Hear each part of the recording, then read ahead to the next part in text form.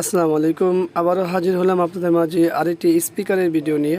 আমরা আজকে একটি স্পিকার দেখছি যেটির নাম হলো এক্স ল্যাব একটি স্পিকার এবং এটির মডেলটি হলো M-208 এবং এই সার্কিটটি আপনারা খুলেছি, আপনারা দেখতে পাচ্ছেন এসি কটে 2 পিন করা।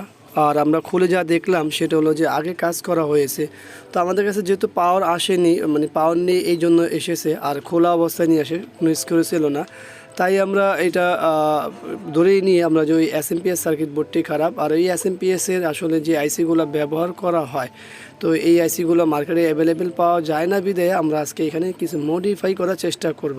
তো আশা করব আমাদের কাজটি হবে। এরপরও আসলে কাজগুলো করার পরেই বাকিটা বলা যাবে।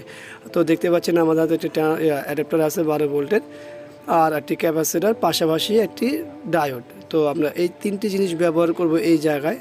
তো আমাদের সঙ্গে থাকবেন, ফুল ভিডিও দেখবেন। তো এই ডায়োডটি মূলত হলো আমরা 12 ভোল্ট এখানে সাপ্লাই করব, 12 ভোল্ট এসি দিব, আর ওখান থেকে আউট হবে আমাদের ডিসি 12 ভোল্ট।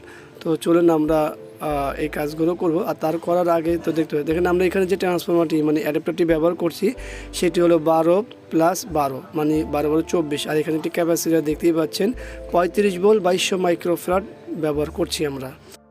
আপনারা চাইলে এখানে ভোল্ট 25 ভোল্টও ব্যবহার করতে পারেন, 1000 মাইক্রোফ্যারাডও ব্যবহার করতে পারেন। তো যাই হোক, আমরা আমাদের এসএমপিএস সার্কিট বোর্ডটি খুলে নিলাম এখান থেকে গাম। তো আমি একটু ভালোভাবে খেয়াল করতেছি যে আসলে এখানে সমস্যা কি। দেখতেই পাচ্ছেন এখানে 2 পিন। তো আমার কাছে সন্দেহ হচ্ছে 2 পিনটি। দেখুন আমি পাওয়ার দিয়ে মাপছি, এসি কর্ডটি মাপতেছি আসলে কানেকশন ঠিক আছে কিনা।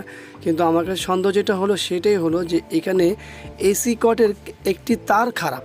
তো আমি সরাসরি তো মনে করছিলাম যে আমরা ট্রান্সফর্মার ব্যবহার করবো, আসলে ট্রান্সফর্মার ব্যবহার করার প্রয়োজন নেই, কারণ এসি কটের যেহেতু তার খারাপ। তো আমরা এখানে কেন এই কাজটি মানে ট্রান্সফার করতে, আগে তারটি করে দিই, ইনশাল্লাহ হয়ে যাব।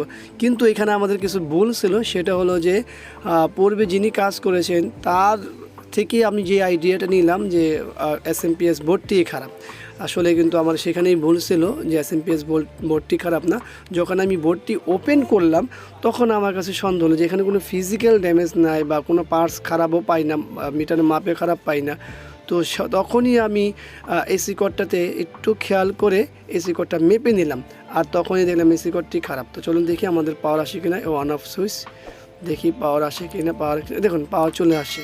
তো আমাদের মূল কাজটি হয়ে গেল। সবাইকে ধন্যবাদ, আবারও দেখা হবে।